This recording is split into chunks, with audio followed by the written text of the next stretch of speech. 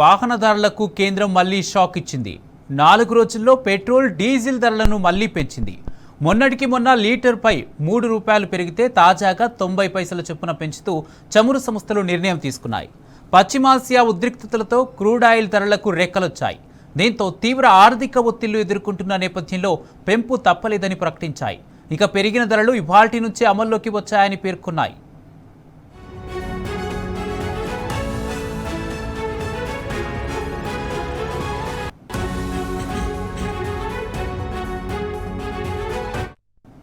పశ్చిమాసియా యుద్ధంతో ఆయిల్ కంపెనీలు అధిక ధరలకు క్రూడ్ ఆయిల్ను కొనుగోలు చేస్తున్నాయి. ఇప్పటిదాకా ఆ భారాన్ని వినియోగదారులపై వేయకుండా రోజుకు సుమారు 1,600 కోట్ల రూపాయల నష్టాన్ని భరించాయి. ద్రవ్యోల్బణం నియంత్రణలో ఉంచేందుకు కేంద్రం కూడా ఇంధన ధరలు పెంచకుండా ఆగింది. అమెరికా, ఇరాన్ యుద్ధం, హర్ముజ్ జలసంధి దిగ్బంధనంతో చమురు సరఫరా దెబ్బతినడంతో ఇంధన ధరలను పెంచినట్టు తెలిపాయి ఐఓసీఎల్, బీపీసీఎల్, హెచ్పీసీఎల్ కంపెనీలు.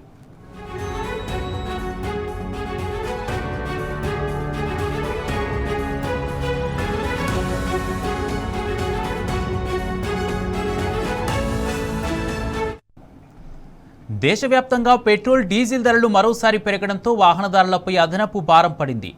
తాజా పెంపుతో ఢిల్లీలో పెట్రోల్ ధర లీటర్కు ₹98.64 చేరుకోగా డీజిల్ ₹91.58గా నమోదైంది. ముంబైలో పెట్రోల్ ₹107.59, డీజిల్ ₹94.08 పెరిగింది. ఇక కోల్కతాలో పెట్రోల్ ధర ₹109.70 చేరింది. హైదరాబాద్లో అత్యధికంగా పెట్రోల్ ధర ₹111.36, డీజిల్ ₹99.53 పలుకుతుంది. ఇక వరుసగా ధరలు పెరుగుతుండటంతో సాధారణ ప్రజల నుంచి రవాణా రంగం వరకు ప్రతి చోట ప్రభావం కనిపిస్తుంది.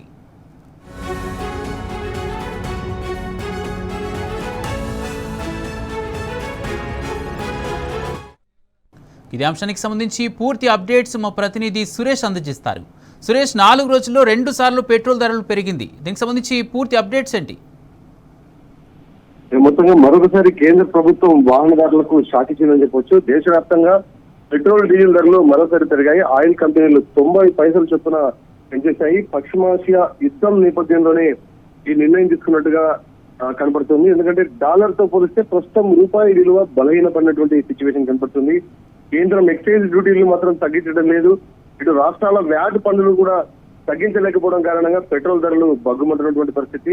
రవాణా మరియు రిఫైనరీ ఖర్చులు కూడా పెరుగుతున్నటువంటి సందర్భంలో పశ్చిమాసియా యుద్ధం కారణంగా ఈ ధరల పెంపుదలకు ముందుకు కేంద్రం వెళ్ళినటువంటి పరిస్థితులను వివరించడం జరుగుతుంది. అంతర్జాతీయంగా డిమాండ్ సప్లైలో ఉన్నటువంటి వ్యత్యాసాల కారణంగా ఈ పరిస్థితులతో పెట్రోల్ ధరలను ప్రతిరోజు ఉదయం 6 గంటలకు డైనమిక్ ప్రైసింగ్ విధానం ప్రకారం ధరలు మారుతున్నటువంటి పరిస్థితి కనపడుతుంది. ప్రస్తుతం కేంద్ర ప్రభుత్వం కొంతవరకు భారం తానే భరిస్తోందని కేంద్ర మంత్రి పీయూష్ గోయల్ చెప్తున్నప్పటికీ ధరలు మాత్రం రెండోసారి పెరిగాయి. ఇక ప్రభుత్వ రంగ ఆయిల్ కంపెనీ అయినటువంటి ఇండియన్ ఆయిల్, బీపీసీఎల్, హెచ్పీఎల్ గత కొన్ని వారాలుగా నష్టాలను భరించాయని చెప్పి కూడా కేంద్ర ప్రభుత్వం చెప్తుంది. రోజుకు 100 కోట్ల రూపాయల నష్టాలు భరించాయని చెప్పడం జరుగుతుంది. అయితే మే 4వ తేదీ రిజల్ట్స్ వచ్చే వరకు కూడా కేంద్ర ప్రభుత్వం 5 రాష్ట్ర ఎన్నికలపైన ధరలు పెంచకుండా రాజకీయంగా చేసిందని చెప్పి ప్రతిపక్షాలు విమర్శించడం జరుగుతుంది. ఇటు క్రూడ్ ఆయిల్ ధరలు భారీగా పెరగడం, ప్రస్తుతం క్రూడ్ ఆయిల్ ధర దాదాపుగా $120 దాటినటువంటి పరిస్థితి. స్ట్రైట్ ఆఫ్ హర్ముజ్ మార్గంలో సరఫరా అంతరాయం ఇప్పటికీ ఉండడం కారణంగా క్రూడ్ ఆయిల్ ధరలు అంతకంతకు పెరుగుతున్నటువంటి పరిస్థితుల కారణంగానే ధరలు పెంచుతున్నామని కేంద్ర ప్రభుత్వం చెబుతుంది.